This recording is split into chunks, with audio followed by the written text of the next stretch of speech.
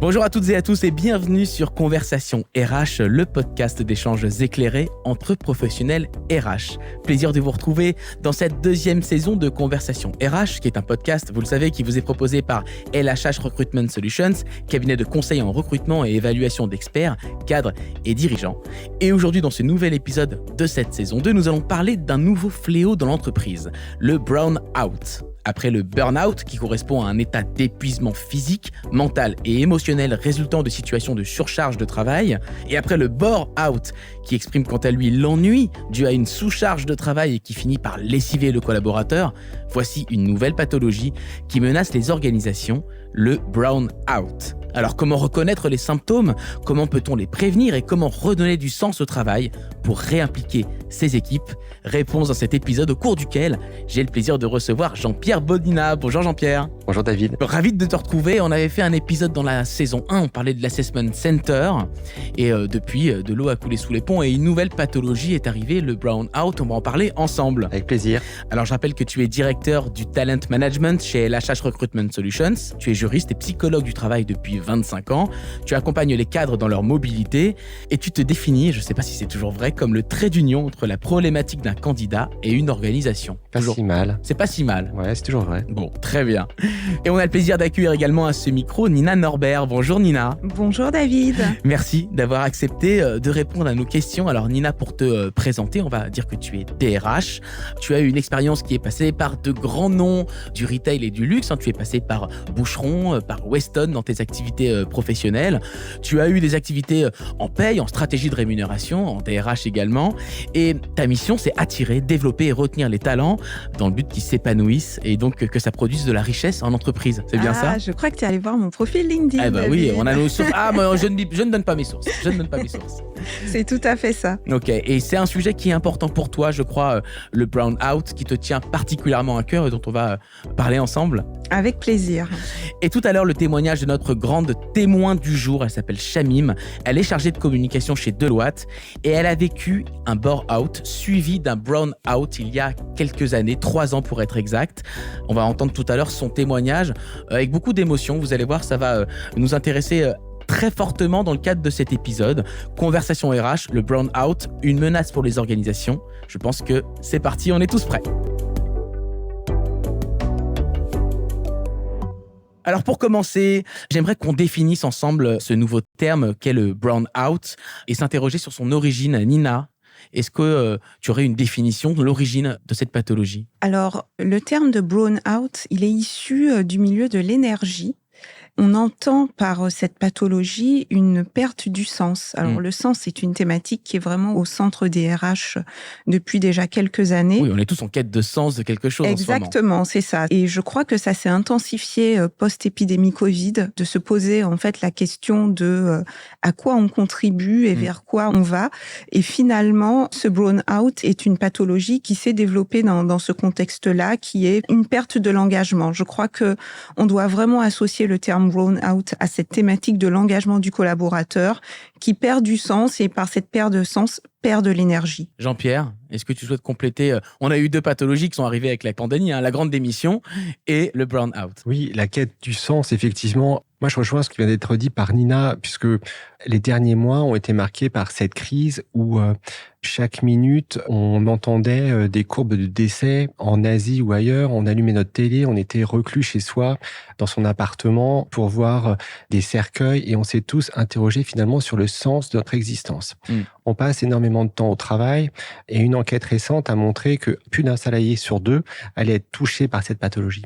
Alors, elle est plus ou moins intense, elle est plus ou moins symptomatique, elle est plus ou moins grave. Et cette nouvelle génération, elle est véritablement en quête de sens dans son job. Ce qui touche d'ailleurs la problématique de tous les DRH, à savoir quelle entité on a dans notre marque employeur pour attirer les talents. Il ne faut pas simplement diffuser des annonces, il faut simplement aujourd'hui proposer un projet d'entreprise. Un projet plus large. Voilà. Oui, parce qu'ils sont attirés par de la green economy, un management plus participatif, moins directif aussi. Il y a beaucoup de choses qu'on recherche actuellement dans un poste. Bien sûr, et donc on a tous en tête des pans entiers de l'économie qui étaient porteurs il y a quelques années, qui ne le sont plus du tout aujourd'hui. Ouais.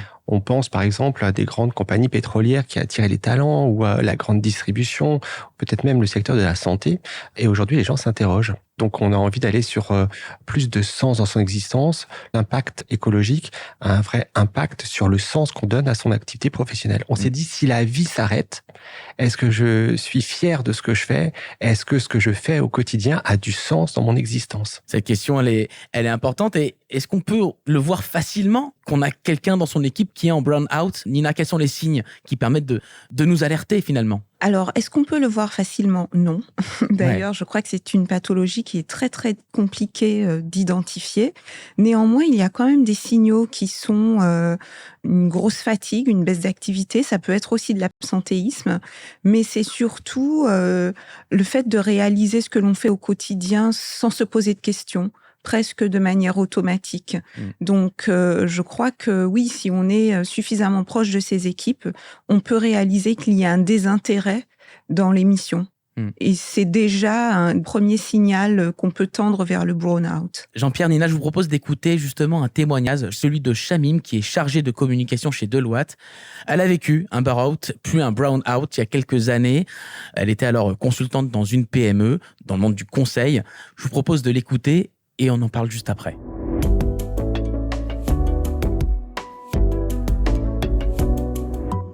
Notre grand témoin du jour, c'est Shamim. Bonjour Shamim. Bonjour David. Merci de me recevoir dans tes bureaux. Alors on va le dire, on est chez Deloitte, à La Défense, où tu as la gentillesse de me recevoir pour parler de ton expérience. Une expérience qui n'a pas été très très simple ces dernières années. Là, ça a l'air d'aller bien. Super bien. Donc déjà, on connaît la fin de l'histoire. Ouais. Tu es épanoui. Tout à fait. Tu es actuellement chargé de communication interne donc chez Deloitte. Ouais. Mais on va dire que le chemin n'a pas été très simple. Et toi, dans ta carrière, même très récente, tu as vécu un burn-out et un brown-out. Alors, le burn-out, on en parle, on pouvait voir sur Internet, c'est s'ennuyer au travail, suivi d'un brown-out, donc perte de sens au travail. Est-ce que tu peux nous raconter, donc c'était dans ton expérience précédente, je crois, une grande PME dans le monde du conseil, on va pas la nommer. Tu étais consultante chef de projet digital, tu arrives en septembre 2019, et là, qu'est-ce qui se passe? Et là, donc j'étais missionnée sur une mission dans une grande entreprise, sur un projet de grande ampleur qui m'intéressait vraiment. C'est-à-dire que j'étais concernée via ma famille, je vais pas aller dans le détail, mais voilà, donc c'était hyper intéressant pour moi parce que je pouvais me mobiliser sur quelque chose qui avait du sens pour le coup, tu vois. Là, elle avait du sens au début de ton job qui est précédent. Je me suis dit, je vais avoir un impact, ça va être super. Et en fait, donc la mission a commencé, j'ai été chargée de différentes tâches assez rapidement, mais en fait, si tu veux, à ce niveau-là du projet, on était sur du cadrage, etc. Il n'y avait pas besoin de 5 consultants, on était 5 sur cette mission. Et du coup, en fait, on était 2 à un peu s'ennuyer, en vrai. À rien faire. Voilà, c'est ça. Et on a eu pas mal de choses à faire, tu vois, sur les premiers mois. Puis est arrivé décembre 2019 avec ces fameuses grèves RATP en Ile-de-France qui ont quand même pas mal immobilisé la capitale. Et là, c'était télétravail, du coup, à la maison. Télétravail, exactement. Sauf que, en fait, dans cette entreprise-là, on n'avait pas d'ordinateur portable. Donc, c'était forcément des PC de bureau. Donc, on pouvait pas ramener chez nous, forcément. Ou alors, donc, plus rien à faire. Voilà, c'est ça, plus rien à faire. Donc, j'avais juste mon PC perso à la maison. Et faut savoir que j'ai fait un peu graphisme, enfin j'étais formée là-dessus, donc du coup je leur ai dit écoutez, si vous voulez je peux faire le logo du projet, j'ai essayé de trouver des trucs quoi. Mais il y avait rien à faire et donc du coup tu t'es ennuyé pendant plusieurs mois, jusqu'au retour après les grèves et juste avant le Covid, du coup il y avait une période où on pouvait retourner en entreprise. Voilà, c'est ça, rapide. Et là qu'est-ce qui se passe ? Et là, qu'est-ce qui se passe ? Donc, j'avais déjà prévenu un petit peu mon management de la situation, tout simplement, en disant que je me sentais pas bien parce que j'avais pas de tâches et que franchement, c'était hyper ennuyant pour moi. Et donc, à mon retour, je reviens et en fait, j'avais des journées qui se terminaient à 9h10 le matin. D'accord. En arrivant à 9h, j'imagine. Exactement. Pas à 3h du matin. Non, voilà. Donc, j'avais pas 6 heures de travail dans les pattes, mais donc, 10 minutes, j'avais lu mon mail et puis voilà. Et en fait, c'était terrible parce que du coup, je passais la journée à contempler le sens de mon existence, quoi. Et c'est là où le burn-out arrive, c'est-à-dire là, la perte de sens complète. Ouais. C'est-à-dire qu'en fait, j'ai commencé à baliser complètement et puis je suis partie en dépression, en fait, en me disant, mais est-ce que ma vie elle-même a un sens ? Parce que je sers à rien, là. Tu vois, j'ai aucune valeur ajoutée dans ce que je fais. Et c'est vrai que le travail, ça prend quand même énormément de nos vies. Donc, si on ne trouve pas de sens au travail, si on s'ennuie au travail, il y a quand même un gros problème, tu vois, sur le reste de la vie, quoi. Comment ça se manifestait, cette dépression ? Donc, tu as été en arrêt maladie pendant plusieurs semaines. Une grosse dépression, on ne va pas donner les détails, mais c'était une grosse dépression. Comment ça se manifestait dans ton quotidien, dans ton savoir-être, dans tout ça ? C'était vraiment terrible, c'est-à-dire que j'avais envie de rien. J'étais en pleurs très très régulièrement. J'ai essayé d'appeler mes parents, mais sans trop les alerter non plus, mes amis, etc. On a du mal à en parler aussi. Oui, c'est émouvant, même aujourd'hui, ça ça fait 3 ans, mais c'est toujours une période de ma vie qui est un petit peu compliquée. Ouais. Et voilà, en fait, tout simplement, j'ai pris les devants en parlant avec une amie. Elle m'a conseillé une psy. J'ai fait 6 mois de thérapie derrière. Et en fait, ça m'a fait vraiment beaucoup de bien parce que du coup, j'ai retrouvé après un autre travail chez Deloitte aujourd'hui. Donc, ça fait 2 ans que j'y suis. Comment t'as trouvé du sens justement chez Deloitte Alors, on n'est pas là pour faire la publicité de Deloitte, mais il se trouve que pour de vrai, c'est ce qui se passe. C'est qu'aujourd'hui, tu es dans ton rôle et tu es rayonnante. Tu as retrouvé du sens. Comment tu as retrouvé ce sens-là au travail ? Alors, j'ai retrouvé grâce aux gens, en fait. J'ai retrouvé grâce aux gens parce qu'en fait, c'est des gens qui m'ont fait confiance hyper rapidement, qui m'ont mis sur des missions qui étaient épanouissantes, qui étaient intéressantes. Et j'ai retrouvé aussi, accessoirement, le métier que j'aime faire, qui est la communication. Parce que à l'époque, j'étais chef de projet et ça me plaisait pas trop. Donc, finalement, ces dépressions, ce burn-out, ce brown-out m'ont vraiment permis de me questionner aussi sur mon projet professionnel. Oui, tu as affiné ça, tu as maturé ça. Exactement. Et en arrivant chez Deloitte, j'ai dit, OK, je suis à ma place, en fait. Et là, c'est parti. C'était parfait. Et voilà, ça fait 2 ans que je m'éclate au taf, que je fais que des trucs. En fait, tu vois, quand je suis arrivée chez Deloitte, je leur ai dit à la directrice de l'époque, je lui ai dit, moi, il y a 2 choses qui m'importent, c'est l'environnement, l'humanité de l'équipe, etc. Et je veux pas m'ennuyer. Elle m'a dit, normalement, vous devriez pas vous ennuyer chez Deloitte. Et effectivement, elle avait pas menti. Mais néanmoins, tu gardes quand même des stigmates de cette période-là, des craintes, des peurs. Pas trop, parce qu'effectivement, aujourd'hui, je suis dans un environnement où je suis très bien. Après, je pense que ce qui est génial, c'est que ça m'a appris, en fait, à repérer, en fait, ce que je veux pas. Et du coup, à vraiment être plus exigeante aussi dans ce que je fais, dans mon métier, etc. Il faut savoir qu'à côté de mon CDI, j'ai une auto-entreprise, donc vraiment, je suis hyper active, donc j'ai vraiment besoin d'action, j'ai vraiment besoin de stimulation. Et du coup, j'arrive à trouver mon équilibre comme ça. D'accord. Donc, c'est une période qui a été très, très douloureuse, très, très difficile à vivre, pour mon entourage aussi, évidemment pour moi. Mais au final, je m'en sors vraiment grandie. Et puis, je pense que c'est un message que j'aimerais porter, voilà, qu'en fait, on a les difficultés, les épreuves comme ça qu'on peut avoir dans une vie, c'est des difficultés qui nous forment, qui nous construisent. En fait, c'est des opportunités finalement. C'est un peu cliché de dire ça, mais c'est vrai. C'est-à-dire que t'en as tiré quelque chose de positif. Ouais, aujourd'hui, je me sens hyper bien. J'ai confiance en moi, j'ai confiance en les gens autour de moi. Je suis dans un environnement qui est génial, hyper bienveillant, c'est top. Est-ce que tu as un message à faire passer aux entreprises pour justement éviter ces phénomènes de burn-out, de brown-out ? Pour moi, le premier message, c'est écouter.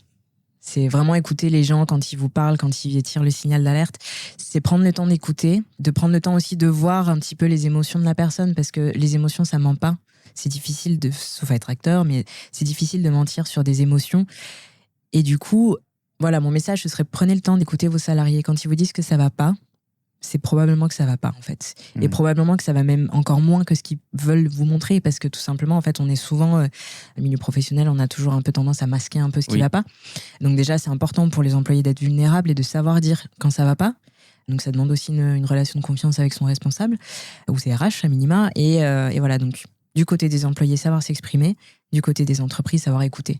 Savoir mettre en place aussi des actions, voilà, ok, comment est-ce qu'on peut t'aider ? Est-ce qu'on peut t'accompagner, un mi-temps thérapeutique ou que sais-je ?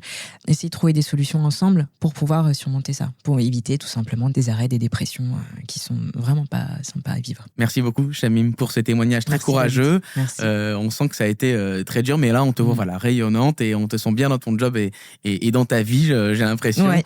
Donc, c'est une belle fin, mais c'était important, je crois, de passer ce message. Exact. Merci, Shamim. Merci.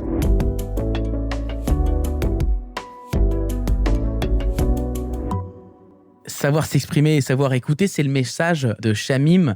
Qu'est-ce que ça vous évoque, cet enregistrement qu'on vient d'écouter ? Je te voyais prendre des notes, Nina. Oui, j'ai pris des notes. C'est intéressant de comprendre en fait comment c'est vécu par les collaborateurs. Et finalement, on a l'impression que c'est si simple d'apporter des réponses, parce que quand on entend ce qu'elle dit, l'écoute, faire attention aux émotions et savoir s'exprimer, bien finalement, pourquoi on ne le fait pas ? Et qu'est-ce qui fait que les collaborateurs se retrouvent dans des situations aussi extrêmes ? Parce que ça a des conséquences lourdes d'un point de vue personnel, voilà. Ça en est quand même suivi 6 mois d'analyse, donc moi, ça me fait quand même froid dans le dos de se dire que il faudrait tout simplement mettre en place ces choses aussi simples. C'est vraiment ce que ça m'évoque. Jean-Pierre, j'ai envie de parler au directeur, au psychologue du travail. Comment, en tant que manager, on peut prévenir ce genre de situation, selon toi ? C'est très compliqué comme réponse. Tout d'abord, je pense qu'il y a une responsabilité de l'encadrement RH. Donc, c'est de former, de sensibiliser, de parler, comme on le fait aujourd'hui, de ce sujet que beaucoup d'auditeurs, je suis sûr, ignorent encore. Quand j'en ai parlé autour de moi en préparant ce podcast, le burn-out, on sait ce que c'est. Le bore-out, on devine. Mais le burn-out, c'est vraiment encore un concept bien nouveau. Oui. Et donc, la vertu de notre échange, c'est déjà de percer un petit peu ce nouveau concept, de le mettre à jour et d'en parler. Ensuite, une fois que les équipes RH vont encadrer les managers de proximité, je rejoins ce que dit Nina, c'est d'écouter, d'observer. C'est ce que moi j'appelle la notion de décrochage. Et quand on a été pendant ces 2 dernières années en télétravail, on a tous vu des collaborateurs décrocher. Être derrière un écran, mais un peu en jogging, voire en pyjama, que le lundi ressemblait plus à un dimanche qu'à un lundi matin lorsqu'on était en réunion. Il y a donc des micro-signaux, des signaux ce qu'on appelle forts et faibles, qui font qu'on observe un décrochage chez le collaborateur et son collègue qu'on connaissait tous les jours, qui finalement pose son RTT après coup. Ouais. Il l'a pas anticipé. C'est-à-dire que finalement, il n'avait pas envie de venir lundi, puis c'est le mardi qu'il pose son RTT. Et donc, il y a plein de petits symptômes. Il faut être très à l'écoute, très attentif. Et observer, comme on pourrait le faire aussi avec un enfant qui a plus envie d'aller à l'école. Ouais. Parce que finalement, il y a quand même pas mal d'analogies. J'ai pas envie de reprendre l'école après les vacances. Et je traîne au lit, j'ai mal dormi. Les papillons dans le ventre. Voilà. Il y a plein de petits signaux. Les salariés, les collaborateurs, les managers de proximité et les RH doivent être tous concernés par ce sujet. Et le salarié aussi doit être attentif à son décrochage. On peut embarquer des personnes qui sont dans ce type de situation, Nina? Ça dépend jusqu'à quel point, mais je pense qu'il y a toujours un peu d'espoir. Finalement. C'est quoi? C'est des entretiens individuels, c'est des feedbacks, c'est prendre du temps avec les personnes? Alors, je dirais justement pas l'entretien individuel, mais c'est ma perception, parce que je trouve que c'est un exercice qui est plutôt vecteur de stress. Mais je pense que c'est plus dans la communication, et forcément la réponse au sens, c'est d'apporter du pourquoi. Pourquoi je fais ça? Pourquoi l'entreprise fait ce qu'elle fait? Pourquoi l'équipe a sa raison d'être dans l'entreprise? Pourquoi toi, membre de l'équipe, tu as ta raison d'être?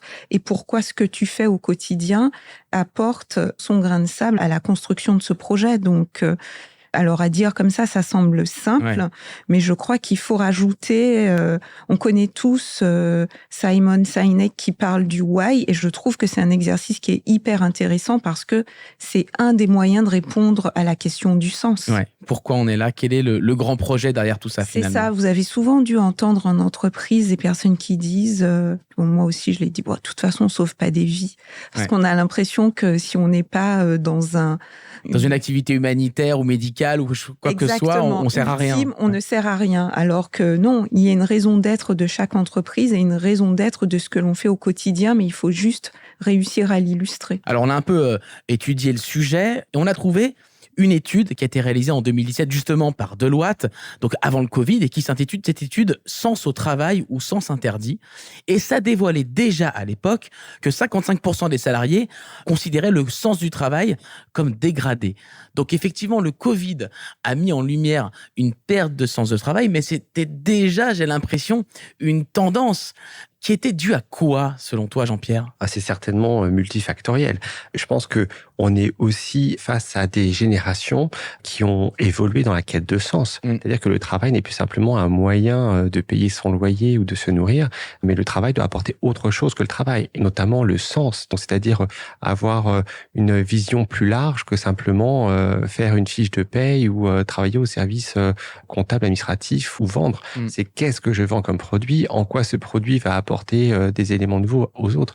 Je voulais simplement revenir sur la question que tu posais, est-ce qu'on peut s'en sortir? Oui, puisque le témoignage qu'on vient d'entendre, justement, illustre... Elle a dû changer d'entreprise quand même. Elle n'a pas été réembarquée, donc c'était pas simple. Oui, mais l'avenir, c'est pas toujours en vertical. Ça peut être parfois ailleurs. Ça peut être changer de service. Ça peut être passer du travail salarié au travail freelance. Je pense qu'il y a plusieurs moyens de s'en sortir. Oui, en fait. On peut avoir des baisses d'intérêt et on n'a pas la même motivation lorsqu'on a 25 ans, lorsqu'on en a 35 ou 55. Donc en fait, ce qui peut me stimuler, me motiver aujourd'hui peut me démotiver demain. Et on voit bien l'équilibre des fonctions nouvelles dans l'entreprise et notamment la balance qu'il peut y avoir entre la vie privée et la vie professionnelle. Et c'est ça aussi la quête de sens. La quête de sens, c'est je veux pas que mon travail empiète sur ma vie privée et inversement. En tout cas, avant le Covid, c'était plutôt les 30-40 ans qui s'interrogeaient en plus grand nombre sur la quête de sens. J'ai l'impression, alors on n'a pas les études post-Covid là, récentes, mais j'ai l'impression qu'on est sur une moyenne d'âge encore plus basse avec le Covid, non ? Moi, j'ai pas l'impression, mais j'ai hâte d'écouter Nina sur le sujet, mais moi, j'ai pas l'impression que c'est un critère d'âge. J'ai l'impression que c'est un constat d'ambiance du temps. Et les seniors, que moi, je peux par exemple représenter ici, on est aussi autant en quête de sens que les autres. C'est un constat nouveau et on est peut-être un peu poussé par les nouvelles générations parce qu'on s'interroge sur le sens de ce qu'on fait. Nina, c'est une question d'âge? Je ne pense pas. Je pense que c'est une question de personnalité parce qu'il y a des gens qui arrivent à traverser toute une carrière professionnelle en réalisant des tâches répétitives. Je pense que c'est une question d'équilibre, selon moi, de réussir à trouver l'équilibre entre ce que l'on trouve dans son métier, dans ses tâches professionnelles et comment on se réalise. Et d'ailleurs, il y a peut-être une tendance qui vient un peu contrecarrer le burn-out, qui est le fait de réaliser des side projects. On l'entend beaucoup des personnes qui, d'ailleurs, elle le dit. Elle est effectivement, elle a une micro-entreprise, une auto-entreprise. Exactement. Et c'est pour moi, pour peut-être ceux qui sont un peu plus optimistes, un moyen de s'en sortir. J'ai mon job qui me permet de payer mes factures et voilà, d'avoir un niveau financier. Et puis ce sens, je peux aller le chercher ailleurs. Je peux aller le chercher par des activités caritatives. Je peux aller le chercher par autre chose. Donc c'est plus une question de personnalité, d'être capable d'aller chercher cet équilibre, selon moi, quel que soit l'âge. Est-ce que favoriser les side projects, comme dit Nina, ça fait partie des solutions que peuvent apporter les entreprises pour contrecarrer cette pathologie, ce phénomène? C'est redonner du sens, c'est redonner de la motivation, c'est redonner de l'énergie, c'est retrouver un centre d'intérêt. Un des moyens assez faciles, finalement, c'est de transformer aussi notre capacité qu'on a à manager en proximité, notamment par du renforcement positif. Et donc, de mettre l'accent sur ce que le salarié fait bien et lui donner du sens dans un système dont parfois on a perdu le sens global. C'est-à-dire que les tâches sont tellement aujourd'hui splittées dans les organisations qu'on se dit, mais moi, c'est quoi en fait mon rôle dans l'ensemble de l'entreprise? Eh bien, le manager, lui, va par proximité redonner du sens en renforcement positif, en disant merci d'avoir fait ça parce que ça a produit tel effet. Et là, ça me dit tiens, finalement, je suis utile. Est-ce que c'est aussi apporter peut-être une écoute psychologique des professionnels de santé qui peuvent entrer dans l'entreprise pour apporter un soutien? Alors l'écoute psychologique, forcément, c'est une des réponses quand les symptômes sont plus de l'ordre d'ailleurs marqués, voire pathologiques. Mais ça, c'est vraiment du ressort du personnel de santé. Donc certes, le professionnel de la santé, le psychologue ou le psychothérapeute peut rentrer ou l'entreprise peut proposer une écoute thérapeutique, mais c'est pas le rôle de l'entreprise d'assurer cette fonction. Nina, si on veut être concret, quelles peuvent être les solutions, les pistes d'action que peuvent mettre en place les entreprises pour aider ses collaborateurs et ses collaboratrices? J'ai parlé du why tout à l'heure. Je pense que c'est important, même sur des tâches du quotidien, d'expliquer pourquoi on demande les choses. Ça n'a l'air de rien, mais je crois que c'est important. On a parlé des side projects. Il y a des entreprises qui financent des projets personnels des collaborateurs. La collaboration avec le médecin du travail, elle est clé. Je crois que, puisqu'on parle de personnel de santé, c'est très important d'être... On se confie différemment peut-être à un médecin du travail. Et d'être dans la prévention. Maintenant, je trouve que les entreprises qui travaillent en mode projet arrive à apporter quelque chose de différent. Parce que c'est vrai qu'il y a le quotidien, il y a ce que je fais au quotidien, et je sais qu'en plus, cette année, je vais contribuer à ce projet-là. Il y a un début, il y a un livrable, il y a une fin, on peut célébrer, et je sais que j'apporte ma pierre à l'édifice, donc ça, clairement, c'est pour moi une vraie solution. Et la communication, vraiment, parce que on est post-Covid dans certaines entreprises, dans des situations qui sont parfois inquiétantes pour les collaborateurs, qui ont l'impression de venir travailler, d'être dans un tunnel sans savoir forcément à quel moment ils verront la lumière.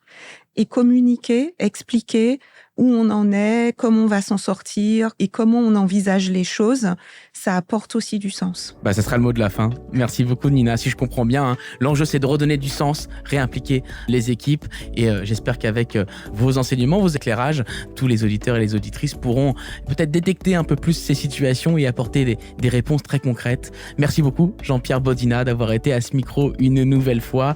Je rappelle que tu es directeur Talent Management chez LHH Recruitment Solutions. Ça s'est bien passé cette fois-ci? Comme d'habitude. Comme d'habitude. Et merci beaucoup à Nina Norbert, directrice ressources humaines, d'avoir apporté ton éclairage avec un sujet qui te tient particulièrement à cœur. Je crois qu'il faut le répéter. Merci beaucoup. Tout à fait. Merci pour l'invitation. Avec plaisir. Et merci beaucoup à Shamim, notre grande témoin du jour, qui est chargé de communication chez Deloitte et qui a accepté un témoignage très intéressant sur son Brown Out.